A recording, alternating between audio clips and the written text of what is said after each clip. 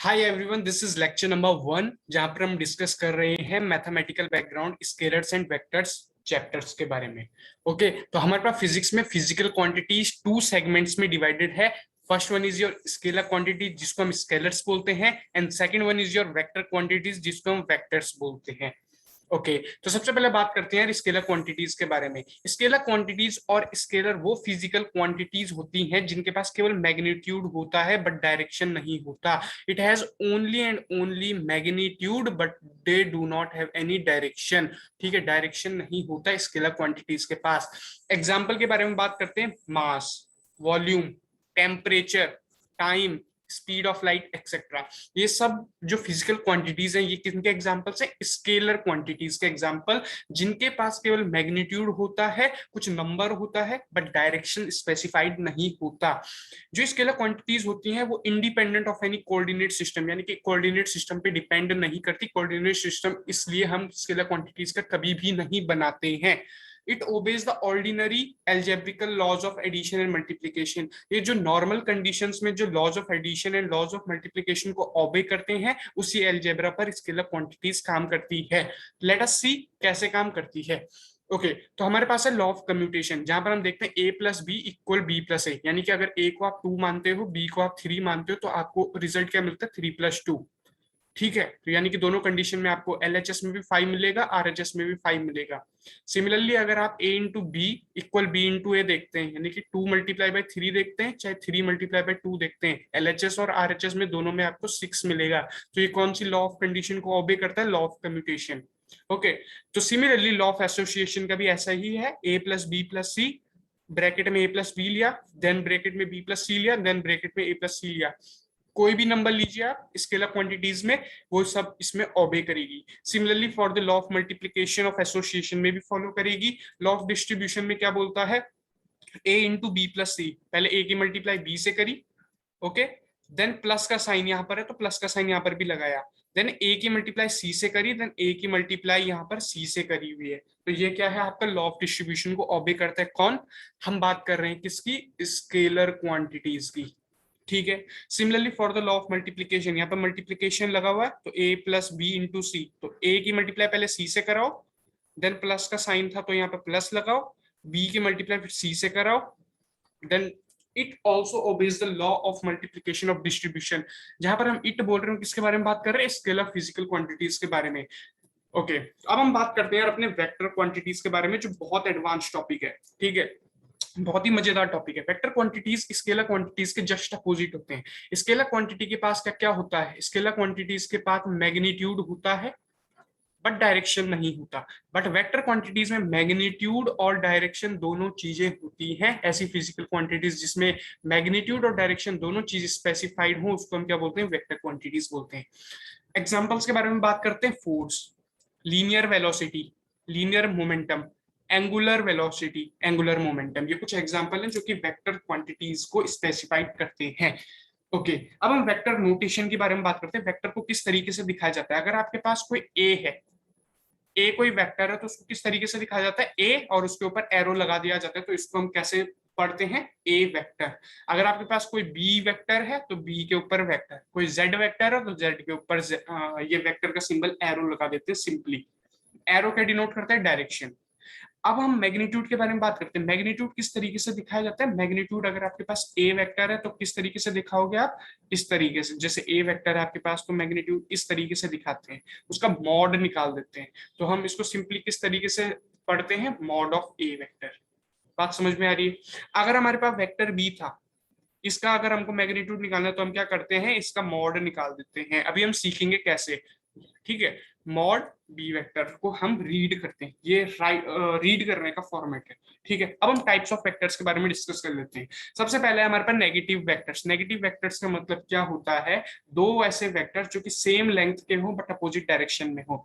For example, ये इस direction में मूव कर रहा है, ये इस डायरेक्शन में मूव कर रहा है, तो ये ए वेक्टर है और ये बी वेक्टर है। तो आप कह सकते हैं A and B are of same length but in opposite direction, that's why A and B are negative vectors.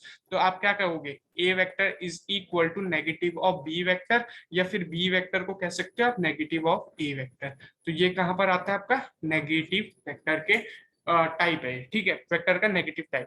अब हम बात करते हैं इक्वल वेक्टर्स की। टू वेक्टर्स को हम इक्वल तब बोलते हैं जब वो सेम लेंथ के हो, यानी कि सेम मैग्नीट्यूड हो और सेम डायरेक्शन को डिनोट करे। जैसे ये ए वेक्टर है और ये बी वेक्टर है, सेम लेंथ है सेम डायरेक्शन है, तो हम बोलेंगे A vector is equal to B vector. तो ये कहां पर आता है आपका, कौन से वेक्टर का टाइप आता है, इस इक्वल वेक्टर्स में। Now let us move to the coinitial vectors. Coinitial vectors बहुत आसान सा वेक्टर्स होता है। इसमें क्या होता है, आपके पास एक वेक्टर दे रखा है, ये ओ है। को इनिशियल का मतलब कोई कॉमन इनिशियल पॉइंट होता है, यहीं से एक दूसरा वेक्टर जनरेट हो रहा है ऊपर की तरफ या कहीं की भी तरफ। तो सपोज लेट अस से ये ओ क्यू वेक्टर था और ये वाला ओपी वेक्टर था। ठीक है, ओपी वेक्टर को हम ऐसे बी वेक्टर से डिनोट कर देते हैं, इसको हम ए वेक्टर से डिनोट कर देते हैं। तो हमारे पास क्या है, ए वेक्टर है बी वेक्टर है, दोनों का कॉमन इनिशियल पॉइंट है ओ है, तो इसको को इनिशियल वेक्टर्स बोलते हैं। ठीक है, कोलिनियर वेक्टर्स की तरफ बढ़ते हैं। कोलिनियर वेक्टर्स क्या होते हैं, दो वेक्टर जिसके मैग्नीट्यूड या तो इक्वल हो, नहीं भी हो तो भी चलेगा, पैरेलल हो सेम डायरेक्शन में तो चलेगा, अगर अपोजिट डायरेक्शन में पैरेलल हो फिर भी चलेगा, तो उसको हम कोलिनियर वेक्टर्स बोलते हैं। जैसे हमारे पास ये है सपोज ए वेक्टर, इसी डायरेक्शन में हमारे पास है बी वेक्टर्स, तो हमारे पास क्या क्या पॉसिबिलिटी अभी हमने पढ़ा, ए वेक्टर्स है इसके पैरेलल होना चाहिए आइदर इन सेम डायरेक्शन और either in opposite directions. Arrow represent कर रहा है, ठीक है, ये ए वेक्टर है बी वेक्टर है, तो ये दोनों चीजें क्या डिनोट कर रही है, हमारी कोलिनियर वेक्टर्स। बात समझ में आ रही है। Now let us move to the another topic, zero vectors के बारे में डिस्कस करते हैं। अब वेक्टर जिसके पास केवल जीरो मैग्नीट्यूड हो उसको हम जीरो वेक्टर बोलते हैं, या फिर एम्प्टी वेक्टर बोलते हैं, या फिर नल वेक्टर बोलते हैं। कुछ कॉमन सिंबल्स हैं, कॉमन एब्रीविएशन समझ लो, कॉमन टर्मिनोलॉजी समझ लो हमारी फिजिक्स के मैकेनिक्स पोर्शन में, जहां पर हम इन चीजों से डिनोट करते हैं। वेक्टर जो जीरो वेक्टर है उसको हम जीरो यानी कि ओ ले लेते हैं, सिंपल ओ के ऊपर हम वेक्टर का साइन बना देते हैं, ओ के ऊपर वेक्टर साइन, तो ये क्या डिनोट करता है आपका जीरो वेक्टर। ठीक है, इस तरीके से डिनोट किया जाता है। Now let us move to the unit vector. Unit vector क्या होता है, किसी भी यूनिट मैग्नीट्यूड का वेक्टर हो उसको हम यूनिट वेक्टर बोलते हैं। यूनिट का मतलब बेसिकली वन होता है। ठीक है, अगर हमको बताना हो किस तरीके से, जैसे डायरेक्शन ऑफ ए वेक्टर है, इसका यूनिट वेक्टर निकालना, तो ए के ऊपर हम क्या लगा देते हैं, ये वाला सिंबल लगा देते हैं। अगर आपका बी के डायरेक्शन में बताना है, बी वेक्टर है आपके पास, तो कैसे निकालोगे, बी के ऊपर ये वाला सिंबल लगा दो, तो ये बन जाएगा आपका बी वेक्टर। ठीक है, बी का यूनिट वेक्टर। बात समझ में आ रही है। सिमिलरली आप कोई भी ऐसा नंबर ले लो, सिंबल ले लो, उसके ऊपर ये वाला साइन लगा लो, तो उसका यूनिट वेक्टर बन जाता है। Okay, now let us move to the very interesting topic and the most demanding and the most hottest topic of the mechanics portion of the vector algebra. Okay, laws of vector addition के बारे में discuss करते हैं। अभी हमने scalar quantities के बारे में पीछे यहाँ पर डिस्कस किया था। यहाँ पर लेट मी शो यू, यहाँ पर हमने स्केलर क्वांटिटीज के बारे में डिस्कस किया था। एडिशन ऐसे ही हो जाता है जैसे हम नॉर्मल लाइफ में करते हैं, बट वेक्टर्स में हमारे पास कुछ लॉज स्पेसिफाइड दे रखे हैं। ठीक है, तीन लॉस जनरल हमारे पास होते हैं, triangle law, parallelogram law of vector addition, polygon law of vector addition. ठीक है, बात करते हैं triangle law of vector addition की।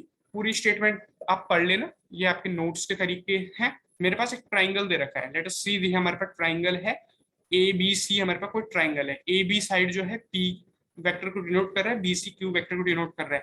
तो ये पूरा जो इतना बड़ा पैराग्राफ देख रहे हैं, पूरी स्टेटमेंट देख रहे हैं, इसका मतलब यही है जो आर वेक्टर है वो इनका क्या हो जाएगा, रिजल्टेंट वेक्टर क्या हो जाता है, P vector plus Q vector, वो इनके अपोजिट साइड बताती है। Let me show you in the simplest form. हमारे पास ये ट्राइंगल है, ठीक है, ए बी यहाँ पर पी वेक्टर को डिनोट कर रहा है, बी सी यहाँ पर क्यू वेक्टर को डिनोट कर रहा है। तो जो ए सी साइड है जो कि अपोजिट साइड है, ये है अपोजिट साइड, यहाँ पर जो थर्ड साइड जो बचती है ट्राइंगल की, वो क्या होता है, रिजल्टेंट होता है। रिजल्टेंट होता है P vector plus Q vector. ठीक है, अभी हम इसका प्रूफ देखते हैं किस तरीके से करना है। सपोज ये हमारे पास ट्राइंगल दे रखा था, ये हम एंगल ले लेते हैं बीटा। ठीक है, ये हम ले लेते हैं पी वेक्टर था हमारे पास, अभी हमने पीछे देखा ये हमारे पास क्यू वेक्टर था, ये हमारे पास रिजल्टेंट बोले तो आर वेक्टर था। ठीक है, अब हम इसका प्रूफ करने जा रहे हैं, तो हम यहाँ से क्या करेंगे, एक ड्रॉ करते हैं कुछ परपेंडिकुलर। ठीक है, ये परपेंडिकुलर हमने ड्रॉ कर लिया, इसको हम नाम दे देते हैं ई वेक्टर। ई वेक्टर नहीं ई। तो हमारे पास क्या था, एक था पी वेक्टर, एक था क्यू वेक्टर, एक तुम्हारे पास है यहाँ पर आर वेक्टर, और जो ये एंगल बचता है इसको हम ले लेते हैं सपोज थीटा। ठीक है, अब आपको पता है जो ए सी वेक्टर है वो हाइपोटेन्यूस हो गया, तो आप क्या लिख सकते हो, इसको A E vector plus C E vector लिख सकते हो, कहां से, पाइथागोरस थ्योरम से। भाई साहब ये एसी वेक्टर है, ये एई वेक्टर प्लस बीसी वेक्टर के बराबर होगा, होगा। अब हम एई को क्या लिख सकते हैं, ध्यान से देखना, ए और ई को क्या लिख सकते हैं, ए बी प्लस बीई लिख सकते हैं। तो सिंपल यहाँ पर वही लिखना है, A C vector is equal to A B plus B E का स्क्वायर कर दो प्लस सीई स्क्वायर। कुछ इस तरीके से करेंगे। ए प्लस बी का होल स्क्वायर क्या फॉर्मूला बोलता है, A square plus B square plus 2ab। तो आप क्या लिख सकते हो, A C square is equal to A B square कर लो प्लस बीई स्क्वायर कर लो प्लस 2ab डॉट, और ये वाला कंपोनेंट भी लिखो, बीई प्लस सीई स्क्वायर। बात समझ में आई। अब आपको पता है जो बीई है, बीई देख रहे हो आप ये वाला कंपोनेंट, और सीई देख रहे हो आप ये वाला कंपोनेंट, ठीक है। तो इन दोनों को जब आप एडिशन करते हो तो पाइथागोरस थ्योरम के हिसाब से क्या आ रहा है आपका, बीसी वेक्टर आ रहा है। तो आप लिखोगे A C square is equal to A B square plus, इन दोनों की जगह पे क्या लिख दो आप, बी सी स्क्वायर प्लस जो बचा ही था 2ab डॉट बीई। बात समझ में आ रही है। अच्छा, अब हम यहाँ पर कुछ ट्रिग्नोमेट्री लगा देते हैं। सबसे पहले कॉस थीटा देखते हैं, कॉस क्या होता है। यहां पर हो जाएगा बीई अपॉन बीसी हो जाएगा। तो हम क्या देख सकते हैं, जो बीई है वो क्या हो जाएगा, इनका क्रॉस मल्टीप्लाई कर दो, बीसी कॉस थीटा। तो बीई जहां पर लिखा हो वहां पर B C cos theta component put up कर लो। तो मैंने लिखा साहब A C square is equal to A B square plus B C square plus 2ab dot B लिखा हुआ है, यहाँ पर बी की वैल्यू क्या निकाली थी हमने, B C cos theta, B C cos theta. बात समझ में आ रही है। ओके, अब हमारे पास एसी है। एसी को देखो आपने क्या डिनोट कर रखा है, ट्राइंगल से आर वेक्टर। ए बी को क्या डिनोट कर रखा है, पी वेक्टर। बी सी को क्या वेक्टर डिनोट कर रखा है, क्यू वेक्टर। टू तो ऐसे ही है, ए ये है पी, बी सी क्या है, क्यू कॉस थीटा। आ गया, ठीक है।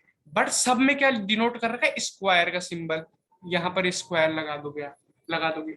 अब हमको रिजल्टेंट आर वेक्टर निकालना है। तो हम किस तरीके से निकालते हैं, इसका सबका अंडर रूट कर लेंगे हम, किसका, P square plus Q square plus 2pq cos theta करेंगे।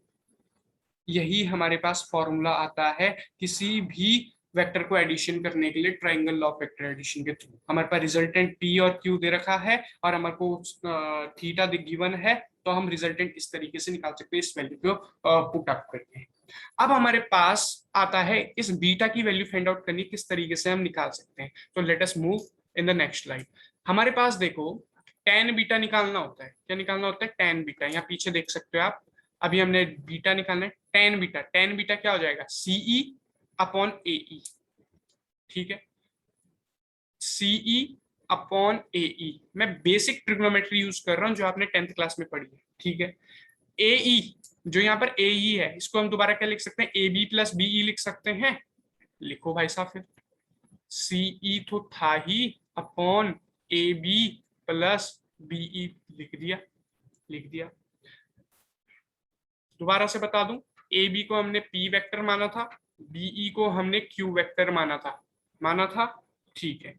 थोड़ा दूसरी ट्रिग्नोमेट्री यूज कर लेते हैं, साइन वाली। साइन थीटा को अब हम क्या मान सकते हैं, यहाँ पीछे देखो, ये थीटा था, ये थीटा था, साइन थीटा क्या होता है, सीई अपॉन बीसी हो जाएगा, सीई अपॉन बीसी। तो इससे आप क्या निकाल सकते हो, CE is equal to BC sine theta, sine theta हो जाएगा। तो यहां पर सीई की जगह में क्या लिख दोगे आप, BC sine theta. BC sine theta बोले तो बीसी को आपने क्या लिया था, क्या लिया था आपने, क्यू साइन थीटा ले लोगे, क्यू साइन थीटा। तो ऐसे ही जब आप करोगे तो आपके पास टेन बीटा की वैल्यू क्या आ जाती है, Q sine theta upon P plus Q cos theta. बात समझ में आई, आई। तो यही हमारा सिंपलेस्ट टेन बीटा की वैल्यू हमने निकाल दी, यहाँ पर हमने पीछे पे रिजल्टेंट की वैल्यू निकाल दी। यही हमारा triangle law of vector addition में बोलता है। सिमिलरली हमारा parallelogram law of vector addition जो कुछ भी कहता है उसको समझ लेते हैं सबसे पहले। ठीक है, इसमें भी कुछ नहीं है इसका, ये हमारे पास एक पैरेललोग्राम गिवन रहता है। ठीक है, ये हमारे पास सपोज पैरेललोग्राम है, यहां से हमको भी एक परपेंडिकुलर ड्रॉ करनी है। ठीक है, ये हमारे पास एंगल थीटा होता है, ये हमारे पास ए है, ये बी है, ये सपोज तुम ई मान लो, ये तुम सी मान लो, ये तुम डी मान लो।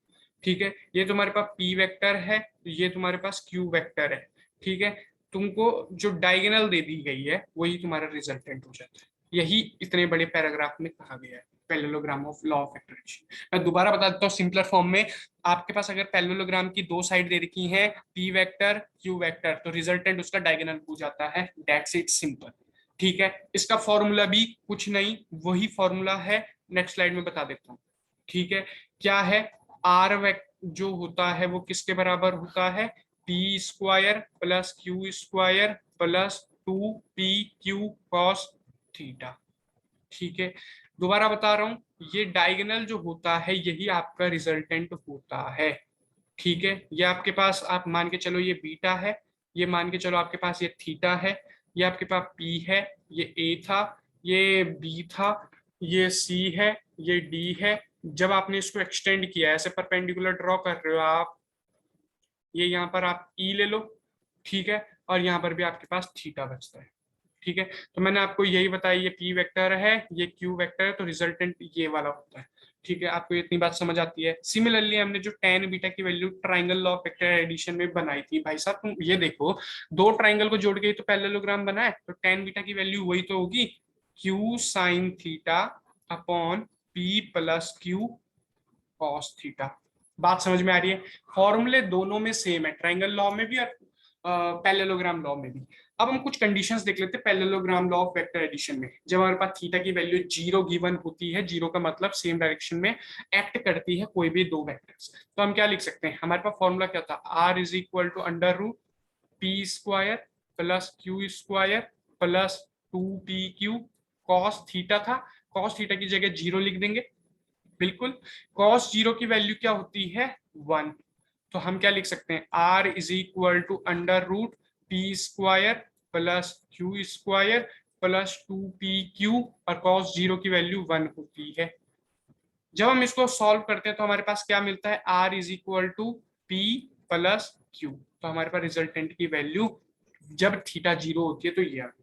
सिमिलरली हम बीटा की वैल्यू, टेन बीटा की वैल्यू कैसे निकाल सकते हैं, हमारे पास फॉर्मूला था Q sine theta upon P plus Q cos theta. जब आप साइन जीरो रखते हैं तो साइन जीरो का मतलब जीरो, नीचे चाहे कोई भी नंबर हो तो ऊपर जीरो, तो जीरो, तो आपके पास क्या आता है, बीटा की वैल्यू भी 0 डिग्री आ जाती है। तो ये आपके पास यहाँ से आ गया। दूसरा केस देखते हैं जहां पर थीटा 180 डिग्री, यानी कि दो वेक्टर्स अपोजिट डायरेक्शन में एक्ट कर रहे हैं एक दूसरे के। तो हमारे पास फॉर्मूला वही है, फॉर्मूला वही लेके चलना है सब में, P square plus Q square plus 2pq cos theta. Cos theta बोले तो कॉस 180 डिग्री, कॉस 180 डिग्री की वैल्यू आपके पास है -1, कॉस 180 डिग्री की वैल्यू होती है -1। जब आप इसको सॉल्व करते हैं तो आपके पास क्या आता है, या तो p माइनस क्यू बोल लो या फिर q माइनस p बोल लो, या आपके पास r की मैग्नीट्यूड आ जाता है। ठीक है, रिजल्टेंट। अगर हम बीटा की बात करते हैं, टेन बीटा क्या था आपके पास formula, Q sine theta, sine क्या ले लिया हमने 180 degree upon P plus Q cos theta. Cos theta बोले तो कॉस 180 डिग्री। तो जब आप इसको सॉल्व करते हैं आपके पास या तो 0 डिग्री आता है आंसर, या फिर 180 डिग्री आता है। तो आपके पास बीटा की वैल्यू कितनी आ जाती है, 0 डिग्री और 180 डिग्री। ठीक है, तो ये दो आपको कहां से मिलते हैं, इस वाले केस में जब थीटा की वैल्यू 180 डिग्री होती है। नेक्स्ट मूव करते हैं जहां पर 90 डिग्री का होता है, 90 डिग्री बोले तो आपका राइट एंगल होता है, जब दो वेक्टर्स ऑर्थोगोनली यानी कि राइट वेक्टर्स राइट एंगल्स बनाते हैं, एक दूसरे के प्रति राइट एंगल्स बना के चलते हैं। अच्छा, फॉर्मूला वही है, R is equal to under root P square plus Q square plus 2pq cos 90। Cos 90 की वैल्यू क्या थी साहब, 0। तो ये वाला कंपोनेंट पूरा 0 हो जाता है, तो उसको तो हमने काट ही दिया। अब यहाँ पर आओ, आपके पास क्या बचा, P square plus Q square, ये तो आपका आंसर आ गया, रिजल्टेंट आ गया। अगर हम बीटा की बात करते हैं, यानी कि टेन बीटा निकालना है हमको, टेन बीटा हमको फॉर्मूला पता है, Q sine 90 upon P plus Q cos 90, sin 90 की वैल्यू होती है 1, तो क्यूब को क्योंकि मल्टीप्लाई 1 से करी, cos 90 की वैल्यू होती है 0, p प्लस q इंटू 0। तो जब आप इसको सॉल्व करते हैं आपके पास आंसर क्या आएगा, q प्लस अपॉन p। तो अगर आपके पास tan बीटा की वैल्यू आ गई q अपॉन p, तो बीटा की वैल्यू आप इजिली निकाल सकते हैं। कैसे, tan इनवर्स कर दो और q अपॉन p को हाई, तो आपके पास ये सारी चीजें। ठीक है, ध्यान से सुनना, ये सारी चीजें आपको कहां से आई हैं, ये सारी कंडीशन से आई हैं जो कि आपने parallelogram law of vector addition में पढ़ा है। ठीक है, नेक्स्ट हम मूव करते हैं। वेक्टर्स को हम कोऑर्डिनेट सिस्टम में रिप्रेजेंट कर सकते हैं। आपने पीछे देखा था जो स्केलर होते हैं उसको कोऑर्डिनेट सिस्टम में रिप्रेजेंट नहीं कर सकते because they are independent of the coordinate system, but vectors को हम कोऑर्डिनेट सिस्टम में रिप्रेजेंट कर सकते हैं ग्राफिकल फॉर्म में। ठीक है, दो प्रकार के सिस्टम है, right handed system, left handed system. Right handed system में क्या है, horizontal X, vertical Y, diagonally Z. Left hand system में भी सेम है, Y dash, X dash, Z dash. But हम जो हमारे हिसाब से कन्वीनियंट होता है हम उस सिस्टम को यूज करते हैं। तो 99% जो स्टूडेंट्स होते हैं, जो रिसर्च पर्सन भी होते हैं, वो कौन से यूज करते हैं, राइट हैंडेड सिस्टम, बिकॉज ये हैंडी होता है और मोस्ट कन्वीनियंट होता है। ठीक है, यूज करने में। ओके, तो हम इस पूरे लेक्चर में हम इस वाले सिस्टम को ही लेके चलते हैं। ठीक है, आगे बढ़ते हैं। रेक्टेंगुलर कंपोनेंट, हमने वही वाला कंपोनेंट लिया, देखो राइट हैंडेड सिस्टम लेके चला है। ध्यान से देखो, एक बार दोबारा बता रहा हूँ, राइट हैंडेड सिस्टम हमने लेके चला है बिकॉज ये हमारे लिए बहुत कन्वीनियंट होता है as compare to the left hand system. अब हमारे पास देखो कि हमारे पास ये है I cap, J cap, K cap. इसकी value R X, R Y, R Z. तो आपके पास आर एक्स वेक्टर कितना हो जाएगा, सिंपल लिख दोगे आप, आर एक्स आई कैप लिख दोगे भाई साहब। आर एक्स वेक्टर की वैल्यू क्या है, आर एक्स और आई कैप। आर वाई की सिंपल क्या है, are Y J cap. Are Z की क्या है, आर जेड के कैप। ठीक है, बट अगर मैं पूरे को कंबाइन करके करता हूं तो किस तरीके से लिख सकते हो आप, R X I cap plus R Y J cap plus R Z K cap. बात समझ में आ रही है, बहुत सिंपल था रेक्टेंगुलर कंपोनेंट ऑफ वेक्टर। अब हम एक क्वेश्चन देख लेते हैं, बहुत इंटरेस्टिंग सा क्वेश्चन है, उसके बाद हम नेक्स्ट मूव करेंगे। ठीक है, तो हमारे पास आपको मैग्नीट्यूड निकालना है, डायरेक्शन कोसाइन निकालना है, इसी में समझेंगे क्या होता है। ठीक है, आपके पास दो वेक्टर दे रखे हैं, ए वेक्टर बी वेक्टर। सबसे पहले आपको ए वेक्टर प्लस बी वेक्टर निकालना है, तो ए वेक्टर प्लस बी वेक्टर निकालना है, तो दोनों वेक्टर्स को आप ऐड करोगे, तो ए वेक्टर को आप एज इट इज लिखो जो था ही। ठीक है, बी वेक्टर को भी आप ऐसे ही ऐड करो उसके साथ। जब आप ऐड करोगे, ऐड किस तरीके से करना है देखो, आई कैप और आई कैप वाले कंपोनेंट को ऐड करो, 3 + 1 4। तो आप यहाँ पर क्या लिख सकते हो, 4 आई कैप प्लस 2 जे कैप माइनस 2 जे कैप, तो 0 जे कैप हो गया। ओके, के कैप प्लस 3 के कैप कितना हो गया, 4 के कैप। तो जब मेरे पास ये 0 है तो इसको तो मैं हटा ही दूं, कोई काम का तो है नहीं मेरा। 4 आई कैप प्लस 4 के कैप लिख देता हूं, तो ये हमारे पास ए वेक्टर प्लस बी वेक्टर आ गया। बट मैग्नीट्यूड निकालना, हमने ध्यान से सुना, हमने मैग्नीट्यूड कैसे निकालना था, उसका मॉड लगा देते थे, पीछे हमने बता रखा है, इसका मॉड लगा देंगे। मॉड किस तरीके से निकालना है, ये दो जो नंबर दे रखे हैं, जो ये कोफिशिएंट आते हैं, इनके स्क्वायर करके हम ऐड कर लेते हैं। 4 का स्क्वायर प्लस 4 का स्क्वायर, क्या कैसे करोगे, 16 + 16 कैसे करोगे, √32। जब इसको आप फर्दर सॉल्व करते हो तो 4√2 आ जाता है। तो ये क्या आ गया, आपका मैग्नीट्यूड आ गया किसका, ए वेक्टर प्लस बी वेक्टर का। बट अभी हमने डायरेक्शन कोसाइन नहीं निकाला। डायरेक्शन कोसाइन निकालने के लिए डीसीज बोलते हैं हम, डीसीज निकालना है किसका, of A vector plus B vector का। किस तरीके से निकालते हो, यहाँ पर देखो, जो कंपोनेंट ये दे रखा था, एक आया था आपका पास 4, एज इट इज लिखो। दूसरा आपके पास था 0, तो 0 को एज इट इज लिखो। तीसरा आया था 4, उसको भी एज इट इज लिखो। डिनोमिनेटर में ये वाला कंपोनेंट लगा दो जो उसका मैग्नीट्यूड आता है, 4/4√2, 4√2, और यहाँ पर भी 4√2।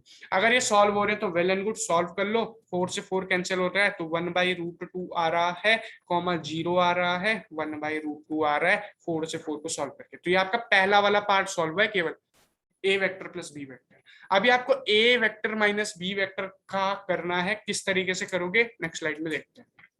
हमारे पास है A vector minus B vector, तो ए वेक्टर को हम लिख दें 3 आई कैप प्लस 2 जे कैप प्लस के कैप। जब माइनस लगाते हो तो ध्यान रखना ब्रैकेट लगाना मत भूलना, क्योंकि अगर आपने ब्रैकेट नहीं लगाया तो आपके पूरे आंसर ही गलत आएगा क्योंकि आपके सिंबल्स ही चेंज हो गए। ठीक है, अब आप ब्रैकेट को खोलेंगे और सॉल्व करेंगे। कैसे? 3i cap plus 2j cap plus k cap minus minus I cap हो जाएगा, माइनस माइनस प्लस होता है तो प्लस 2j कैप हो जाएगा, माइनस प्लस माइनस होता है तो माइनस 3k कैप हो जाएगा। जब आप इसको फर्दर सॉल्व करते हैं तो आपके पास आता है 2i cap plus 4j cap minus 2k cap. एक किसका आया? ए वेक्टर माइनस बी वेक्टर का। अब हम इसको मैग्नीट्यूड में कैसे रिप्रेजेंट करते हैं? इसका मॉड लगा देते हैं। क्या बताया था पीछे वाले में? जो ये कोफिशिएंट रहते हैं इनका स्क्वायर करके ऐड कर लो, तो 2 2 जा 4 का स्क्वायर 16, 2 का स्क्वायर 4, ऐड कर लो तो आपके पास आ रहा है √24 आ रहा है। अब आपको डीसीज निकालना है, डीसीज निकालना है of A vector minus B vector. किस तरीके से निकालते हो? जो आपने गोल सर्कल कर रखे ये वाले कोफिशिएंट, इनको एज इट इज लिखो विद सिंबल। अगर माइनस का सिंबल है तो माइनस भी लगाओ, ठीक है। और डिनोमिनेटर में क्या लिखना है? ये वाला नंबर, तो लिख दो √24 √24 √24 कॉमा लगा लो। ये आपका ये पूरा क्वेश्चन सॉल्व हो चुका है जो आपके पास ये वाला क्वेश्चन था। Okay, let us move to the next topic and the most demanding topic, product of two vector. दो वेक्टर्स का प्रोडक्ट करना है। प्रोडक्ट दो प्रकार के होते हैं, एक होता है स्केलर प्रोडक्ट जिसको हम डॉट प्रोडक्ट बोलते हैं, डॉट प्रोडक्ट। एक होता है तुम्हारा वेक्टर प्रोडक्ट जिसको हम क्रॉस प्रोडक्ट बोलते हैं, क्रॉस से हम डिनोट करते हैं। सीखते हैं कैसे। स्केलर प्रोडक्ट क्या बोलता है? आपके पास दो वेक्टर्स हैं, ए वेक्टर्स बी वेक्टर्स, और उनका जो ज्वाइनिंग कोसाइन थीटा है, मतलब जो थीटा इंक्लूडेड है वो आपका कोस में चलता है, कॉस में। तो आपके पास क्या है? A vector dot B vector. Scalar product को डॉट वेक्टर भी बोला जाता है। तो किस तरीके से दिखाते हो आप? A B cos theta. ध्यान से सुनना कैसे।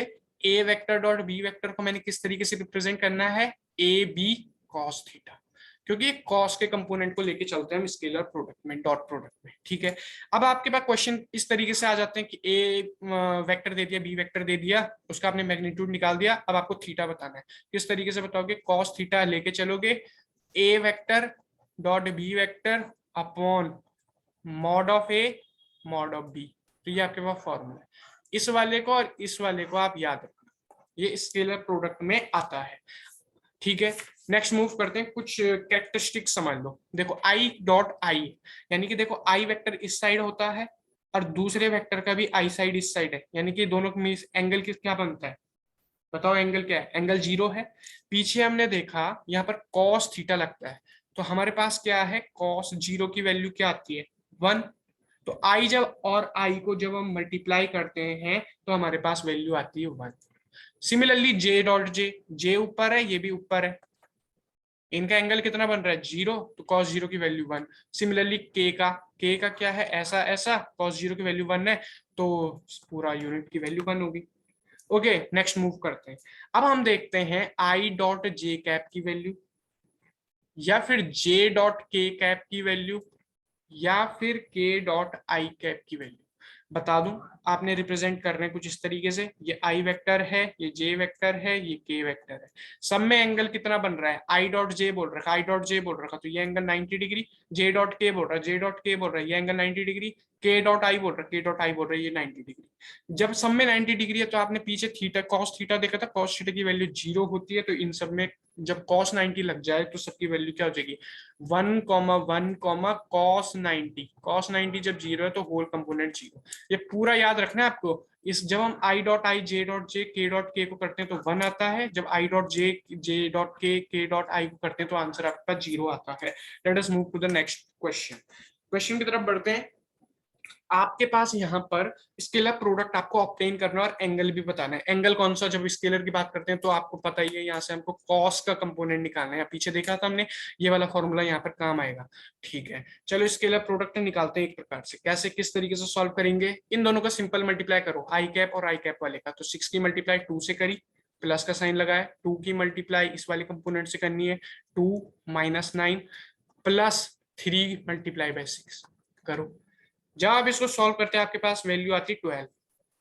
ठीक है, हमारे पास ए वेक्टर था क्या? पहले तुम ये देखो, 6i cap plus 2j cap plus 3k cap था भाई।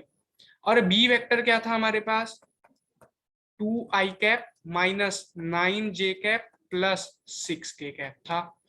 अब हम इसका मॉड निकालते हैं ए वेक्टर का। क्या था मॉड? जितने भी ये कोफिशिएंट है इनका क्या करते हैं, स्क्वायर करके एडिशन करते हैं। तो 6 का स्क्वायर 36 प्लस 2 का स्क्वायर 4, 9 का स्क्वायर 3 का स्क्वायर 9। जब आप इसको फर्दर सॉल्व करेंगे तो आपके पास आता है 49। 49 किसका स्क्वायर होता है? 7 का, तो 7 49 के स्क्वायर रूट हो गया। सिमिलरली आप बी का मॉड निकाल दो। कैसे? 2 का स्क्वायर 4, 9 का स्क्वायर 81 और 6 का स्क्वायर 36। जब आप इसको फर्दर सॉल्व करते हो आपके पास वैल्यू आती है 121। 121 का स्क्वायर रूट क्या होता है? 11, बिकॉज 11 11 जा 121। ये आ गया। आपको क्या निकालना है? कॉस थीटा निकालना है।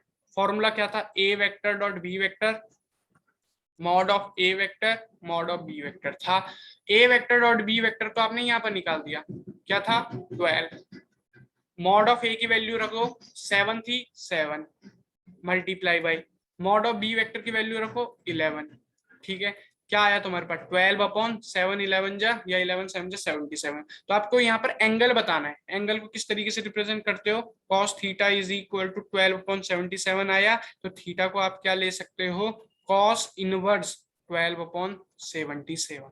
कुछ इस तरीके से बताते हो, ये तुम्हारा फाइनल आंसर आ जाता है इस पर्टिकुलर क्वेश्चन में। ओके, नेक्स्ट मूव करते हैं। आपको एंगल निकालना है बिटवीन द वेक्टर्स ये। ठीक है, किस तरीके से निकालना है मैं सिंपल तरीके से आपको बता देता हूँ। आपको सिंपल cos थीटा निकालना है। कैसे? A vector dot B vector upon mod of A mod of B. मेरे साथ आप भी करते रहें इसको सॉल्व। सबसे पहले ए वेक्टर, इनकी मल्टीप्लाई करनी है आई और आई कंपोनेंट की। 6 2 12 माइनस 3 2 6 प्लस 3 2 6। जब आप इसको सॉल्व करते हैं तो -6 + 6 तो कट के हमको 0 दे देगा। ठीक है, और जब हम 0 दे देगा ये दोनों कट के, तो हमारे पास जो बचता है हम उसको लिखते हैं। अब हम ए वेक्टर निकालते हैं, ए वेक्टर का मॉड निकालते हैं, सॉरी। तो इनको हमने क्या करना है? सबका स्क्वायर करके ऐड करना है। 2 का स्क्वायर 4, फिर 2 का स्क्वायर 4 प्लस 3 का स्क्वायर ये 9। सिमिलरली बी वेक्टर का जो ये आपके पास ये दे रखा है, इन सब के कोफिशिएंट का स्क्वायर 6 का 36, 3 का 9, 2 का 4। जब आप इसको फर्दर सॉल्व करते हैं तो आपके पास आता है 12 अपॉन रूट 17 और रूट 49। रूट 49 का तो आपको पता है 7 आ जाता है, तो इसको हम क्या लिख सकते हैं? 12 अपॉन 7 और ये वाला कंपोनेंट है आप ऐसे लिख दो, क्योंकि 17 का कोई स्क्वायर रूट तो होता नहीं है, पॉइंट में आएगा तो लिखने का कोई फायदा तो है नहीं। 12 अपॉन 7 रूट 17 आ गया। तो आपके पास क्या आया साहब? cos थीटा की वैल्यू आ गई 12 अपॉन 7 रूट 17। बट हमको ये थोड़ा ना cos एंगल निकालना है, साइन एंगल निकालना है। आप सीधा थीटा निकालो। थीटा यानी कि एंगल, तो आप लिखोगे यहाँ पर cos inverse 12 upon 7 root 17। Scientific calculator की मदद से आप करोगे तो आपके पास थीटा की वैल्यू आएगी 65.45 डिग्री। ओके, बहुत सिंपल सा क्वेश्चन था, इतने में आपका आंसर संतुष्ट है। ठीक है, अगर आप फर्दर सॉल्व करना चाहते हैं तो आप कर सकते हैं by the use of scientific calculator और किसी भी तरीके से। ओके, नेक्स्ट मूव करते हैं वेक्टर प्रोडक्ट के बारे में। ओके, वेक्टर प्रोडक्ट देखो, अभी हमने देखा था वेक्टर प्रोडक्ट को क्या बोलते हैं? क्रॉस प्रोडक्ट बोलते हैं। इसमें क्या होता है? आपके पास दो वेक्टर हैं, ए वेक्टर और बी वेक्टर, इनका क्रॉस प्रोडक्ट करना है ए इंटू बी। तो इसमें क्या होता है? आपको सिंपल क्या करना है? ए बी का मॉड साइन थीटा लग जाता है इसमें। क्रॉस जो हमने पीछे पढ़ा था, कौन सा पढ़ा था हमने? स्केलर प्रोडक्ट यानी कि डॉट प्रोडक्ट, उसमें साइन, उसमें कॉस थीटा लगता था, इसमें साइन थीटा लग जाता है। और अगर आपको इसके एंगल की फाइंड आउट करनी है, कैसे करोगे? Sine theta is equal to A vector into B vector upon A B. बात समझ में आ रही है? तो ये सिंपल सा आपका वेक्टर प्रोडक्ट हो गया। कुछ टर्मिनोलॉजी देख लो, आई कैप इंटू जे कैप करते हो या फिर negative of J cap into I cap करते हो, क्या रिजल्ट आता है? देखते हैं कैसे क्या है। जे कैप इंटू के कैप करते हो या फिर नेगेटिव ऑफ के कैप इंटू जे कैप करते हो, क्या आएगा? के कैप इंटू आई कैप करते हो या फिर negative of I cap into के कैप करते हो, क्या आएगा? सबसे पहले आपको बनाना पड़ेगा ये आपके पास आई कैप, ये आपके पास जे कैप, ये आपके पास के कैप। जब आई और जे की मल्टीप्लाई करते हो, ये नेगेटिव जे इंटू आई की मल्टीप्लाई करते हो, आपके पास हमेशा तीसरा कंपोनेंट जो छूटता है वही लिखना है। सिमिलरली ऐसे ही इसमें आई छूट रहा है तो आई, और इसमें तो आपका जे छूट रहा है तो जे। क्यों छूट रहा है? बिकॉज यहाँ पर आपका जो थीटा बन रहा है वो 90 डिग्री है, या फिर π/2 बोल लो, और साइन 90 की वैल्यू 1 होती है। जब 1 होती है तो आप सॉल्व करते हो तो आपके पास के बचता है। ठीक है, आगे बढ़ते हैं। ठीक है, अगर आपके पास वही सिमिलर वेक्टर दे दिया i into I, J into J, K into के दे दिया आपको, अब आप क्या करो, तो आई की मल्टीप्लाई आप आई से ही कर रहे हो, यानी कि साइन जीरो है, साइन जीरो है तो पूरा जीरो, जब साइन थीटा जीरो है तो पूरा ही जीरो है। तो ये बेसिक था, इसका आपने सीखना है, किसका था ये, वेक्टर का, क्योंकि क्रॉस प्रोडक्ट लग गया। अब पीछे हमने स्केलर यानी कि डॉट प्रोडक्ट का बताया था, वो आपको नोट डाउन करना ही करना है। Compute the cross product A vector into B, where A की आपको कोऑर्डिनेट्स दे दिया और बी के कोऑर्डिनेट्स यानी कि कोएफिशिएंट्स दे दिए। किस तरीके से करना है मल्टीप्लाई क्रॉस प्रोडक्ट, किस तरीके से करना है मैं बता दूं। ये देखो आई cap J cap K cap का कंपोनेंट है, आई कैप कंपोनेंट है जे का और के का, तो आप सिंपल लिखो आई जे के, लिख दिया। इस वाले कंपोनेंट को ऐसे लिख दो 160, इस वाले कंपोनेंट को ऐसे लिख दो 250, और इसके बाहर लगा दो ये वाला मोड का सिंबल। बात समझ में आई? ओके, सबसे पहले आप पहले वाले को, जहां पर आपको ये एरो दिख रहा है, इस वाले को आप हाइड कर दो, इसको और इस वाले को हाइड कर दो। आपके पास आपने लिखा आई कैप, पहले लिखने का तरीका देखो, आई कैप लिखा, ठीक है, यहाँ पर जो वैल्यू आएगी वो लिखना है आपको, ठीक है, माइनस लिखा जे कैप, जो वैल्यू आएगी, ये लिखने का तरीका है, प्लस के कैप, ये जे हमेशा माइनस में आएगा, ये रूल है, समझ लो। यहाँ पर क्या बचा, जब आपने इसको और इसको हाइड किया तो आपके पास क्या बचा 6050, ये आपने 12th के मैथमेटिक्स में भी पढ़ा होगा, ठीक है। जे का कैसे आएगा, फिर जे वाले कंपोनेंट को हाइड करो और ऊपर के हम कंपोनेंट को हाइड करो, तो आपके पास क्या बच रहा है 1 -2 0 0। के का सिमिलरली के वाले कंपोनेंट को हाइड करो, ऊपर का तो पूरा हाइड ही कर लो, तो आपके पास क्या बच रहा है 1 6 -2 और 5। इन सब का क्रॉस मल्टीप्लाई करके बीच से माइनस कर देते हो, कैसे, आई कैप 0 6 जा 0, माइनस का साइन लगाओ, 0 5 जा 0 0, माइनस का जे कैप लगाओ, ये इसकी मल्टीप्लाई इससे करो, 0 1 जा 0, माइनस का साइन लगाओ, ठीक है, तो माइनस का साइन लगाए और 0 -2 जा 0, और माइनस का साइन लगा के तो 0 था ही, प्लस के कैप 5 1 जा 5, माइनस का साइन लगाओ, 6 -2 जा -12। बात समझ में आ रही है, माइनस माइनस दोनों बार लगा है क्योंकि आपको माइनस लगाना है। ये पूरा कंपोनेंट 0 आई कैप, ये पूरा कंपोनेंट 0 जे कैप, तो मैं इसको माइनस को हटा के प्लस ही लिख देता हूँ क्योंकि वैल्यू 0 वही आनी है, प्लस 17 के कैप, 17 के कैप। तो ये आपका फास्ट फाइनल आंसर आ गया जब आपने क्रॉस मल्टीप्लाई किया, किसको, ए को और बी वेक्टर को मल्टीप्लाई किया। बहुत सिंपल सा क्वेश्चन था। नेक्स्ट बढ़ते हैं ट्रिपल प्रोडक्ट ऑफ वेक्टर्स के बारे में। ट्रिपल प्रोडक्ट ऑफ वेक्टर्स यानी कि आपको 3 प्रोडक्ट दिए जाएंगे। स्केलर प्रोडक्ट कैसे करोगे, स्केलर को इस तरीके से रिप्रेजेंट करोगे आप। बात समझ में आ रही है? स्केलर बोलते हैं डॉट प्रोडक्ट, तो बाहर वाला कंपोनेंट डॉट होगा। वेक्टर प्रोडक्ट में सब में ब्रैकेट ही होगा। ठीक है, सीखते हैं कैसे, आगे बढ़ते हैं।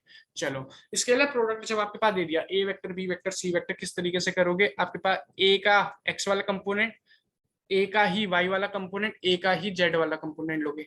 सिमिलरली बी एक्स लोगे, बी वाई ले लो, बी जेड ले लो, सी एक्स सी वाई सी जेड। फिर इसको डिटरमिनेंट में आ गया आपके पास, डिटरमिनेंट को सॉल्व करना आपने क्लास 12th में सीखा है, वैसे कर रहे हैं, किसी को हाइड करो फिर आई जे कैप के टर्म में लेके चलो, आपके पास आंसर आ जाएगा। अब बात करते हैं यार वेक्टर प्रोडक्ट के बारे में। वेक्टर प्रोडक्ट में A vector into B vector into C vector, तो किस तरीके से क्या फॉर्मूला है ये सीख लो। ए वेक्टर को सी वेक्टर साथ डॉट प्रोडक्ट बनाओ, ए को सी के साथ डॉट प्रोडक्ट बनाओ, बी को एज इट इज लिख दो, देन माइनस का साइन लगाओ, ए वेक्टर को फिर बी के साथ क्या करो, डॉट प्रोडक्ट लगाओ और C vector as it is चल रहा था। ये फॉर्मूला ही आपको याद रखना पड़ेगा, ठीक है, ये बहुत बेसिक सा फॉर्मूला है, ठीक है। बात समझ में आ रही है? ओके,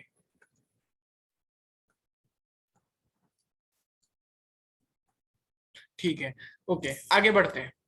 ठीक है, हमारे पास ये वाला क्वेश्चन दे रखा है, ए वेक्टर का हमको ये दे दिया, कुछ कंपोनेंट बी का भी दे दिया, सी का भी दे दिया, कैलकुलेट करो ये वाला कंपोनेंट और ये वाला कंपोनेंट किस तरीके से करोगे। सबसे पहला आपके पास है A vector into B dot C vector, यानी कि आपके पास स्केलर प्रोडक्ट हो गया, A vector B vector C vector हो गया। हमने पीछे फॉर्मूला देखा था किस तरीके से करना है, A X component, A Y component, A Z component, देखा था, B X component, B Y component, B Z component, C X component, C Y component, C Z component. A X की वैल्यू रखो, यानी कि ए का 4 हो गया, ए वाई रखो -5 हो गया, इसका 3 हो गया, 2 हो गया, -10 हो गया, -7 हो गया, 5 हो गया, 7 हो गया, -4 हो गया, हो गया। अब इसको सॉल्व कैसे करना है, आपको एक को हाइड करना है, एक को सॉल्व करना है, एक को हाइड करना है, एक को सॉल्व करना है। तो जब आप सॉल्व करने पे आओगे आपके पास ये आएगा 4, 40 प्लस 49 -5 -35 प्लस 8 प्लस 3 14 प्लस 50। जब आप इसको फर्दर सॉल्व करते हैं आपके पास आंसर आता है 683। तो ये आपके पास पहले वाले का आंसर आ गया क्या, 683। ठीक है, बेसिक मल्टीप्लाई करना है, बेसिक प्लस माइनस करना है। दूसरा वाला देखते हैं, दूसरे वाला थोड़ा और मजेदार सा है। देखो, A vector into B vector into C vector बोल दिया। क्या बोला, A vector into B vector into C vector बोल दिया। आपके पास फॉर्मूला था जो हमने अभी वेक्टर ट्रिपल प्रोडक्ट में पढ़ा, A dot C vector bracket में बंद, बी वेक्टर बाहर, माइनस का साइन लगाओ, then A vector dot B vector bracket बंद, सी बाहर लगाओ। सारे को फॉर्मूले को पुटअप करो, पहले ए का कंपोनेंट डालो सारे जितने भी थे। ठीक है, मतलब ए की मल्टीप्लाई सी से करो, कहने का मतलब यहाँ पर देखो ए की मल्टीप्लाई सी से करो तो 5 4 जा 20। तो आप यहाँ पर क्या लिख दोगे, 20। ओके, पीछे बढ़ो, -5 7 जा तो माइनस का 35, यहाँ पर लिख दो आप माइनस का 35। सिमिलरली 4 3 जा 12, बट यहाँ पर माइनस भी लगेगा क्योंकि -4 है, तो -12। और बी वेक्टर को आप एज इट इज लिखो, बी वेक्टर की वैल्यू जो थी उसको आप वैसे एज इट इज लिखो। देन आप माइनस में आओ, ए की और बी की मल्टीप्लाई कराओ, यानी कि 4 2 जा 8, यहाँ पर लिखो। ठीक है, पीछे आओ, -5 है, -10 है, 5 10 जा 50, माइनस माइनस प्लस हो जाता है, प्लस का 50। और सिमिलरली जब आप उसको मल्टीप्लाई करते हो तो 21 आ जाता है। और सी वेक्टर की complete unit as it is लिख लो। ठीक है, ओके। अब इसको सॉल्व करने का तरीका देखो, किस तरीके से आपको सॉल्व करना है। तो देखो, 12 2 जा 40 आई कैप, ओके, 8 5 जा 40 आई कैप। अगर आप ऐसा सोच रहे हो तो इस तरीके से इसको नहीं करना है। पहले आपको क्या करना है, इसको पूरे को सॉल्व करो, 20 -35 -12 करो तो आपके पास क्या आता है, 27 आता है, वो भी माइनस का। और आपके पास ये कंपोनेंट है 2 आई कैप -10 जे कैप प्लस 7 के कैप। बात समझे ना। फिर आप इसको सॉल्व करते हो, इस वाले कंपोनेंट माइनस वाले साइन को, क्या आता है आपके पास आंसर, 8 58 में से आप 21 को घटाते हो तो 7 37 आता है, 37। और ये पूरा कंपोनेंट आप एज इट इज लिख दो, लिख दिया। ठीक है, अब इसको फर्दर सॉल्व करो, -54 आई कैप -27 10 जा 270 जे कैप, माइनस था, माइनस माइनस प्लस हो जाता है, माइनस माइनस प्लस हो जाता है, तो आपके पास आ जाएगा 189 के कैप।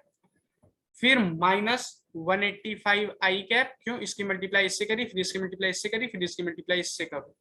ठीक है, -259 जे कैप प्लस 148 के कैप। जब आप इसको फर्दर सॉल्व करते हैं आपके पास आंसर कितना आता है, 239 आई कैप प्लस 11 जे कैप प्लस 337 के कैप। ये तुम्हारे पास आंसर आ गया सर। ठीक है, तो आपके पास इसका आंसर 683 आ गया, इस वाले कंपोनेंट का आंसर आपके पास ये आ गया, तो ये आपका फाइनल आंसर है। ओके, नेक्स्ट मूव करते हैं। ठीक है, आपके पास एक क्वेश्चन दे दिया, बहुत इंटरेस्टिंग सा क्वेश्चन है, देखना, प्रूव करना है इन सबको, जब हम ऐड करेंगे तो वैल्यू 0 आनी चाहिए। तो वही है वेक्टर एडिशन, आपने पढ़ा, इसका फॉर्मूला क्या बनेगा, A vector dot C vector B vector plus, नहीं minus, A vector dot B vector C vector. बात समझ में आती है। ओके, इसको हम इक्वेशन नंबर 1 ले लेते हैं। जब हम इसको सॉल्व करते हैं तो b डॉट ए वेक्टर आ जाएगा, b डॉट ए वेक्टर आ जाएगा, और c vector as it is था, माइनस करा b vector dot C vector आ जाएगा, और a vector as it is था। इसको इक्वेशन नंबर 2 मानो। इसमें आओ साहब, आप c vector dot b vector लोगे, a वेक्टर आ जाएगा, minus C vector dot A vector लो, B vector as it is रहेगा। इसको इक्वेशन नंबर 3 लो, सबको ऐड करो, ऐड करो, कौन सी इक्वेशन को, 1 को भी, 2 को भी, 3 को भी। तो देखो a डॉट सी और b, ए सी बी, इससे ये कट रहा है, ये माइनस का साइन था तो कैंसिल हो जाएगा। बी डॉट ए सी, इससे ये कट रहा है, इससे ये वाला कट रहा है, तो कंप्लीट यूनिट हमको क्या मिल रही है, 0। तो आपके पास आंसर सही तो आ रहा है 0। ठीक है, हेंस प्रूव। नेक्स्ट मूव करते हैं differential coefficients of sum of vectors. बहुत इंपॉर्टेंट कंसेप्ट है। ठीक है, सम ऑफ वेक्टर्स, आपके पास A vectors plus B vectors, इसका differential coefficient of sum of vector किस तरीके से निकाला जाता है देखना। D upon D T differentiation करते हैं इस तरीके से, A vector plus B vector, तो आप क्या लिखोगे, ए का अलग डिफरेंशिएशन होता है और बी वेक्टर का अलग डिफरेंशिएशन होता है, तो इसका ये फॉर्मूला बन गया। नेक्स्ट मूव करते हैं differential coefficients of product of vector. ध्यान से देखना, अभी हमने यहाँ पर सम ऑफ वेक्टर देखा था, अब हम प्रोडक्ट ऑफ वेक्टर देखने जा रहे हैं, जिसमें हमारे पास 4 कंपोनेंट है। Product of a scalar and a vector, scalar product of 2 vectors, vector product of 2 vectors and triple product. एक एक करके सबको देखते हैं। सबसे पहले वाले इसको देखेंगे, product of scalar and a vector, then हम फर्दर प्रोसीड करेंगे। प्रोडक्ट ऑफ ए स्केलर और वेक्टर, आपके पास एक स्केलर दे दिया u और वेक्टर दे दिया r, इनका जब हम प्रोडक्ट करते कैसे, D by D T scalar था और वेक्टर कंपोनेंट था, ये वाला कंपोनेंट डी का डिफरेंशिएशन होगा, ये वाला बाहर चल जाएगा। आपने यू बी रूल तो पढ़ा ही होगा, उसमें डिफरेंशिएशन नाम के चैप्टर में क्लास 12 में था। ठीक है, u को आप एज इट इज लिखो, D R vector over D T लिख दो, तो ये आपके पास product of scalar and vector आ गया। स्केलर प्रोडक्ट ऑफ 2 वेक्टर्स, ये दोनों ही वेक्टर दे रखे हैं कैसे, पहले a का डिफरेंशिएशन किया, b को एज इट इज लिखा, देन a को एज इट इज लिखा, देन b का डिफरेंशिएशन करके प्लस का साइन लगा दिया। Okay, vector product of 2 vectors, आपके पास 2 वेक्टर्स दे दिए, उनके प्रोडक्ट कर रहे हैं आपको, तो सबसे पहले आपने a का डिफरेंशिएशन करके b से मल्टीप्लाई कराया, फिर a का मल्टीप्लाई कराया किससे, differentiation of b vector. Simple है, फॉर्मूले आपको लिख देना, नोट डाउन करते रहिए। ट्रिपल प्रोडक्ट के बारे में बात करते हैं, थोड़ा सा कॉम्प्लिकेटेड हो जाता है बट बहुत आसान चीज है। ठीक है, फिर भी ओके। स्केलर प्रोडक्ट, और इसमें भी 2 प्रकार हुए थे आपके, एक हुआ था आपके स्केलर, एक हुआ था वेक्टर। स्केलर प्रोडक्ट में क्या था, ए बी सी, और इसका डिफरेंशिएशन करना है, तो आपके पास सबसे पहले ए का डिफरेंशिएशन करो, बी सी को ऐसे लिखो, फिर बी का डिफरेंशिएशन करो, ए सी को ऐसे लिखो, सी का डिफरेंशिएशन करो, ए सी को ऐसे लिखो, आप प्लस कर दो। सिंपल है, देखो लिखो समझो, उसके बाद डनाडन हो जाएगा। बात करते हैं इसी में ट्रिपल प्रोडक्ट में ही, ट्रिपल प्रोडक्ट में ही वेक्टर प्रोडक्ट के बारे में।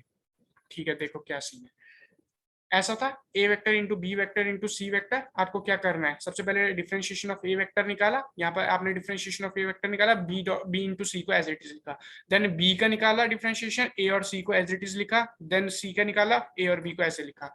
बहुत सिंपल चीज है, स्केलर का भी और वेक्टर का भी। स्केलर में क्या है, केवल डॉट लगाते हैं, या फिर दिखाया नहीं है मैंने डॉट, और वेक्टर में आपको क्रॉस दिखाना पड़ता है, सिंपल एज इट इज। ठीक है, अब हम बात करते हैं स्केलर एंड वेक्टर फील्ड्स के बारे में। सबसे पहले फील्ड को जान लेते हैं। फील्ड क्या होता है, फील्ड वो रीजन ऑफ स्पेस होता है जहां पर किसी फंक्शन से हम कुछ चीज को डिफाइन करते हैं। ठीक है, 2 प्रकार की फील्ड भी, एक भी स्केलर एक भी वेक्टर। स्केलर जो फील्ड भी, स्केलर पॉइंट फंक्शन जो होते हैं, वो स्केलर पॉइंट को डिनोट करते किसी भी स्पेस में, और इस तरीके से रिप्रेजेंट किया जाता है। किस तरीके से, फाई बनाया, एक्स बनाया, वाई कंपोनेंट, जेड कंपोनेंट, ये क्या है इसके कोऑर्डिनेट्स। एग्जांपल देखो, ग्रेविटेशनल पोटेंशियल। आगे बढ़ते हैं वेक्टर पॉइंट फंक्शंस में। वेक्टर पॉइंट फंक्शंस क्या है, आपका कोई भी जो वेक्टर होते हैं उसके सारे पॉइंट को डिनोट करता है स्पेस में, उसको वेक्टर पॉइंट फंक्शन बोलते हैं। इस तरीके से दिखाया जाता है, F vector X Y Z. ध्यान से सुनना, स्केलर में फाई से एक्स वाई जेड से दिखाया जाता है, और वेक्टर में एफ एक्स वाई जेड से दिखाया जाता है।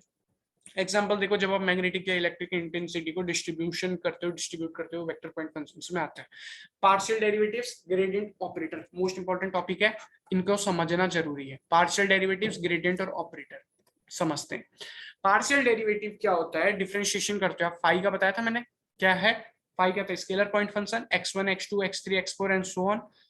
किसी भी independent variable x1 x2 x3 x4 so on का आप जब डिफरेंशिएशन करते हो, पार्शियल डिफरेंशिएशन करते हो, यानी कि थोड़ा बहुत आधा करते हो, डी की जगह ना लगा के, टोटल मतलब पूरा डिफरेंशिएशन ना करके आप पार्शियल करते हो, तो उसको इस तरीके से डिनोट किया जाता है। देखो सिंबल में दोबारा बना रहा हूँ, इस तरीके से। ठीक है, और आपके जो कंपोनेंट होते हैं, तो आप किस तरीके से दिखाते हो, इस तरीके से, ये अपॉन एक्स, पार्शियल डिफरेंशिएशन ये वाला, और ये फाई अपॉन ये और जेड। बात समझ में आ रही है, तो ये पार्शियल डेरिवेटिव हो गया। ये मतलब आपको ये पता नहीं, ये याद रखने की कोई जरूरत नहीं क्या सीन है, बट आप ये फॉर्मूला याद रखो, इस तरीके से हम दिखाते हैं। आगे बढ़ते हैं ग्रेडियंट में। हमने देखो यहाँ पर पार्शियल डेरिवेटिव देखा था ये इसके साथ आप आई कंपोनेंट, जे कंपोनेंट और के कंपोनेंट जोड़ के प्लस कर दो, वो आपका ग्रेडियंट बन जाता है। भाई हमारा पार्शियल डेरिवेटिव ये था हमारा पार्शियल डेरिवेटिव। इसके साथ आपने आई कंपोनेंट, जे कंपोनेंट, के कंपोनेंट लगा के इसको प्लस कर दिया, तो ये आपका क्या बना गया, ग्रेड बन गया। क्या बनाया, ग्रेड। तो इसको ग्रेड फाई से डिनोट करते हैं इस पूरे कंपोनेंट को, तो ये आपका फॉर्मूला बन गया। नेक्स्ट मूव करते हैं, जो ग्रेड फाई है हमने अभी पीछे देखा, D phi upon D X, ठीक है, plus J cap D phi upon D Y plus K cap D phi upon D Z. देखा, तो यही तो आपका ग्रेड फाई आ गया। आगे बढ़ते हैं ऑपरेटर में। ऑपरेटर को इस तरीके से डिनोट किया जाता है, आपने ये उल्टा ट्रायंगल बनाया और उसके ऊपर वेक्टर का साइन बना दिया, इसको डेल बोलते हैं या नेबुला बोलते हैं, ठीक है। ऑपरेटर क्या होता है, बस सिंपल समझ लो भाषा में। आपने क्या देखा, देखो मैं आपको क्लियर बताता हूँ। आपने ग्रेडियंट निकाला, ग्रेडियंट कहाँ से निकाला, पार्शियल डेरिवेटिव से। पार्शियल डेरिवेटिव ये थे उसमें आई जे कैप लगा दिया। बट आप ये फाई का सिंबल हटा दो, ये फाई का सिंबल हटा दो, वो आपका क्या बन जाता है, ऑपरेटर। तो यहाँ पर आपका डी फाई था, तो डी फाई में फाई हटा दिया, बाकी सेम है, बाकी सेम चीज है, इसको हम ऑपरेटर बोलते हैं। भाई मैं दोबारा बता देता हूँ, हमने क्या देखा था, हमने पार्शियल डेरिवेटिव में क्या देखा था, D phi upon D X D Y, D phi upon D Y, D phi upon D Z, ये पार्शियल डेरिवेटिव था। इसमें आई जेड के और आई जे और के लगाया, तो क्या बना, ग्रेडियंट बना। ग्रेडियंट बनने के बाद हमने फाई को रिमूव कर दिया, तो ये आपका ऑपरेटर बन गया, सिंपल। ये फाई को रिमूव कर दिया तो ऑपरेटर बन गया। तो अगर हम इससे क्या लिख सकते हैं, हमारे पास सबसे पहले तुम देख ही लो, ग्रेड फाई क्या होता है, I D phi over D X था, plus J D phi over D Y था, plus K D phi over D Z था, ठीक है। इससे आप फाई अलग कर दो, तो आपके पास क्या बचता है, ये बचता है J cap upon D Y plus K cap D upon D Z बचता है, और बाहर आपके पास क्या बचता है, फाइव। तो आप इसको क्या लिख सकते हैं, ये वाला पूरा कंपोनेंट क्या है आपके पास, अभी आपने देखा ऑपरेटर और फाइव, यानी आपके पास एक फॉर्मूला और आ जाता है, जो ग्रेड फाइव है वो किसके बराबर है, ऑपरेटर की जब फाइव से मल्टीप्लाई करवा लो, ठीक है। आगे बढ़ते हैं, divergence of vector. Divergence of vector कुछ नहीं होता, कोई वेक्टर पॉइंट फंक्शन है एफ, ठीक है, उसको आप क्या करते, क्रॉस प्रोडक्ट करवाते हो। डाइवर्जेंस ऑफ किसी भी एफ वेक्टर का क्या होता है, मतलब जब आप ऑपरेटर का, ध्यान से सुनना, ऑपरेटर को एफ के साथ क्रॉस प्रोडक्ट कराते हो, डाइवर्जेंस कहलाता है। तो आपके पास ऑपरेटर क्या था, पीछे देखा आपने, यही था, देखो पीछे देखो, ऑपरेटर क्या था, I D upon D X plus J D upon D Y plus K D upon D Z. वही वैल्यू यहाँ पर लिख दो, J D upon D Y plus K D upon D Z, ठीक है, डॉट लगाया। एफ का क्या कंपोनेंट थे, I F X plus J F Y plus K F Z था भाई। तो इस तरीके से हम करते हैं, ओके। जब हम इसको फर्दर सॉल्व करते हैं, यानी कि आई वाला कंपोनेंट इसके साथ मल्टीप्लाई होगा, तो आपके पास क्या आएगा, D F X upon D X, इसमें भी क्या आएगा, D F Y upon D Z, plus में चल रहा सब, और D F Z upon D Z, ये सॉरी ये वाई था। बात समझ में आ रही, डाइवर्जेंस क्या था, ऑपरेटर की एफ के साथ या किसी भी फंक्शन के साथ, किसी भी वेक्टर पॉइंट फंक्शन के साथ डॉट प्रोडक्ट, स्केलर प्रोडक्ट। बात समझ आ रही है। इसी का उल्टा कर्ल होता है, कर्ल में क्या होता है, कर्ल ऑफ एफ वेक्टर की जब आप बात करते हो तो आपको क्या करना होता है, ऑपरेटर की मल्टीप्लाई करनी होती है एफ वेक्टर से, कैसी वाली प्रोडक्ट, क्रॉस प्रोडक्ट। ध्यान से सुनना, डाइवर्जेंस में आपने डॉट प्रोडक्ट लगाया था, इसमें आपको क्रॉस प्रोडक्ट लगाना है। तो आपको पता ही है, ये हो जाएगा आपका D upon D X plus J D upon D Y plus K D upon D J. बात समझ में आ रही है, आ रही है। एफ के क्या क्या कंपोनेंट थे, I F X plus J F Y plus K F Z. बात समझ में आ रही है, ओके। इसको हम मल्टीप्लाई किस तरीके से करें, जैसे हमने पीछे देखा था, हमने आई वाले कंपोनेंट को दोनों को मल्टीप्लाई करके सिंपल लिख देते क्योंकि ये स्केलर यानी कि डॉट प्रोडक्ट था। इसमें आपको क्या करना है, आई का कंपोनेंट, जे का कंपोनेंट, के का कंपोनेंट अलग अलग लिखना है। तो सबसे पहले आप ऑपरेटर का देखो, ये आया, जे वाले का ये आया, इस वाले का ये आया, एफ वाले का एफ एक्स आया, इस वाले का एफ वाई आया, इस वाले का एफ जेड आया। अब इसको फर्दर सॉल्व करते हो तो आपके पास कर्ल ऑफ वेक्टर आ जाता है। ध्यान से सुनना, कर्ल ऑफ वेक्टर में आपका क्या होता है, क्रॉस प्रोडक्ट। और जो डाइवर्जेंस ऑफ वेक्टर होता है तो ऑपरेटर का आप किसी भी वेक्टर के साथ, वेक्टर पॉइंट के साथ डॉट प्रोडक्ट करते हो। नेक्स्ट मूव करते हैं, लैप्लेसियन ऑपरेटर कुछ नहीं होता, ऑपरेटर का स्क्वायर हो जाता है, यानी कि ऑपरेटर को ही ऑपरेटर से मल्टीप्लाई करते हो। यानी कि आपके पास ऑपरेटर क्या था, ये था dx plus J D upon D Y plus K D upon D Z था। इसको आप जब दोबारा मल्टीप्लाई करते हो यानी कि स्क्वायर कर देते हो तो आपके पास क्या आ जाता है, D square upon D X square plus D square upon D Y square plus D square upon D Z square. अब आप बोलोगे आई का स्क्वायर, भाई साहब पीछे अभी तो पढ़ा आपने, आई डॉट आई जीरो हो जाता है, जे का square J dot J zero हो जाता है, के का स्क्वायर के डॉट के भी जीरो हो जाता है। तो ये सिंपल आपके पास ये आ जाता है, सॉरी ये जीरो नहीं, ये आपके पास वन हो जाता है। ठीक है, जब वन हो गया तभी आपके पास फर्दर आप मल्टीप्लाई कर पाए। ठीक है, जहाँ आपके पास ये जीरो ना होके वन हो जाता है, जब आप वन से वन होता है तभी आप फर्दर इसको लिख सकते हो। बात समझ में आ रही है। आई डॉट आई का वैल्यू यहाँ पर वन था, डे डॉट डे का वैल्यू वन था, के और के का वैल्यू वन था। तो आपके पास लैप्लेसियन ऑपरेटर क्या है, किसी भी ऑपरेटर का वो स्क्वायर निकाल लो तो आपके पास ये आता है, प्लस में D square upon D Y का स्क्वायर आ जाता है, D square upon D Z square आ जाता है। ओके, नेक्स्ट मूव करते हैं।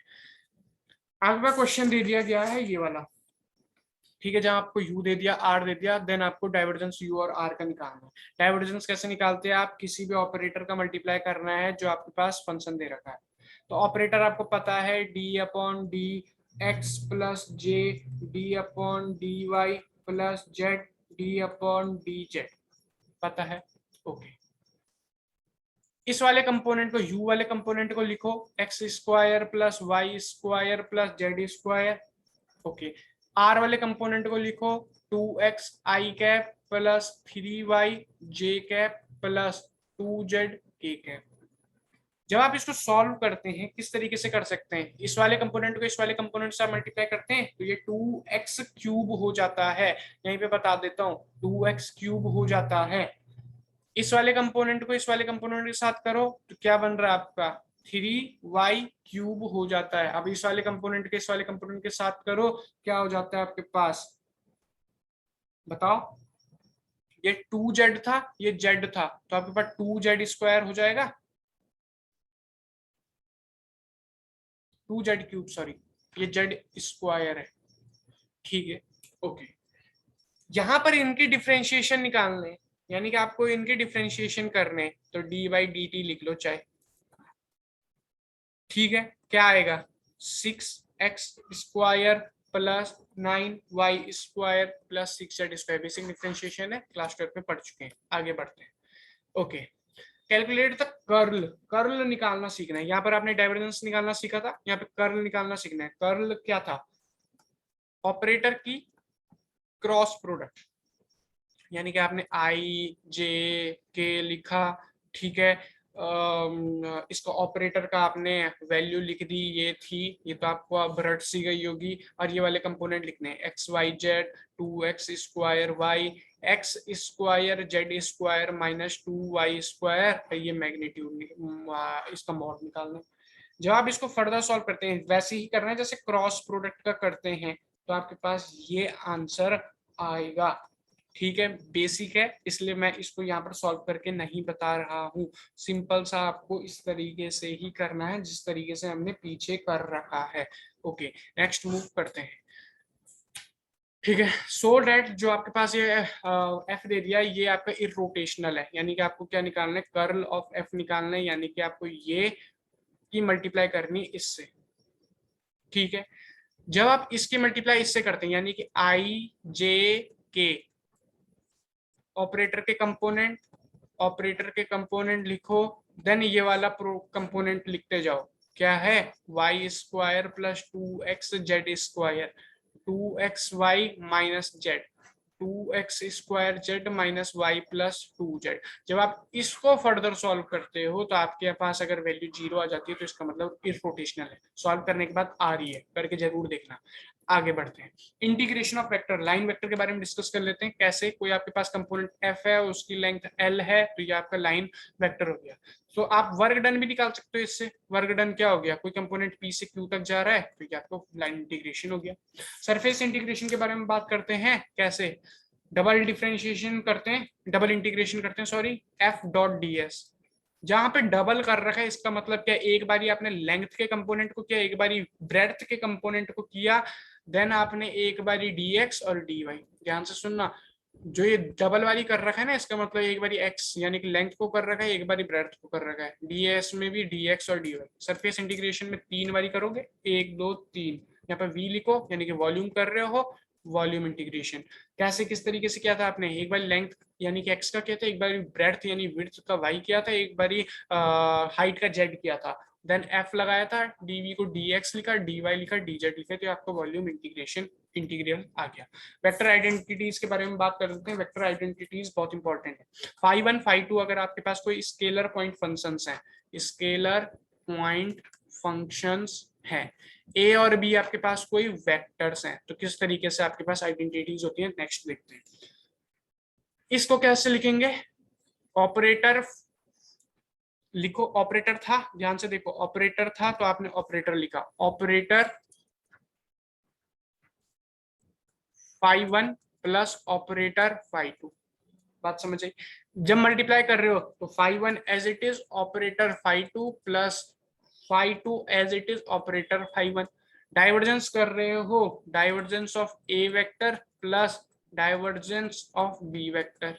डाइवर्जेंस ए डॉट बी को कर रहे हो, A vector as it is divergence of B vector plus B vector as it is divergence of A vector.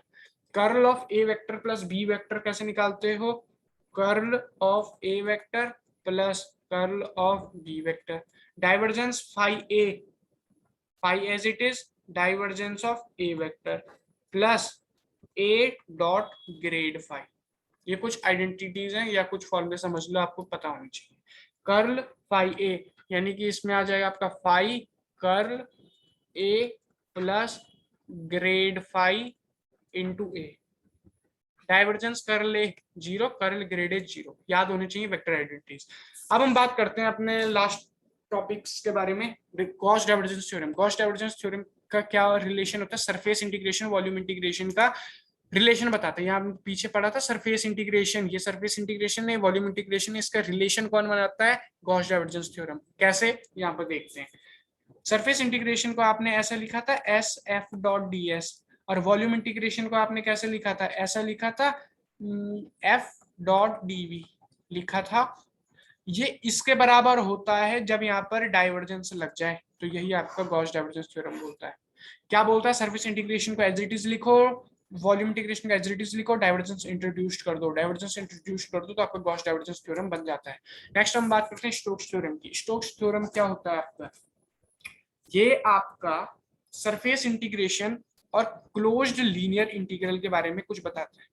देखो सरफेस इंटीग्रेशन आपने कैसे किया था, ऐसे कोई ए था या एफ मान के चलो, कुछ भी मान के चलो, क्लोज्ड लूप में, क्लोज्ड, इसको हम क्लोज्ड लिखते हैं, ठीक है, ए डॉट डी आर या डी एल कुछ भी लेके चलो, इसके बराबर होता है। यानी कि देखो मैं आपको सिंपल सा यहाँ पीछे पे बता देता हूँ, जो हमने गॉस डाइवर्जेंस थ्योरम पढ़ा था वो था वॉल्यूम और सरफेस के बारे में का रिलेशन, और जो अब हम स्टोक्स थ्योरम पढ़ रहे हैं वो है लीनियर और सरफेस के बारे में रिलेशन, बट लीनियर कैसा, क्लोज्ड। बात समझ में आ रही है, ठीक है। तो यहाँ पर आप कैसे किस तरीके से करते हैं, ये आपके पास सरफेस है, ये आपके पास लीनियर है क्लोज्ड में, बट आपको यहाँ पर कर्ल लगाना पड़ता है, तो आपका स्टोक्स थ्योरम कंप्लीट हो जाता है। ध्यान से सुनिए, गॉस डाइवर्जेंस थ्योरम में आपने डाइवर्जेंस लगाया था, तो डाइवर्जेंस थ्योरम, स्टोक्स थ्योरम में आपने कर्ल लगाया था यहाँ, ठीक है। होप सो आपका पूरा मैथमेटिकल बैकग्राउंड स्केलर और वेक्टर के बारे में समझ में आ गया होगा। एंड नेक्स्ट हम पढ़ेंगे अपना chapter Newton's laws of motion reference frames के बारे में। Thanks a lot for watching the video.